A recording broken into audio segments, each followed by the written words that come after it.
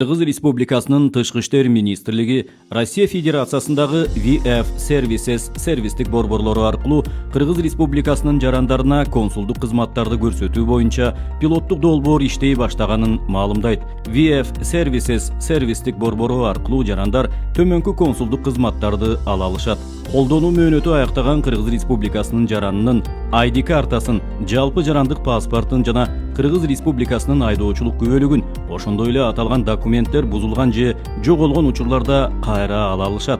Кыргыз Республикасына кайтып келүү күбөлүгүн ала алышат.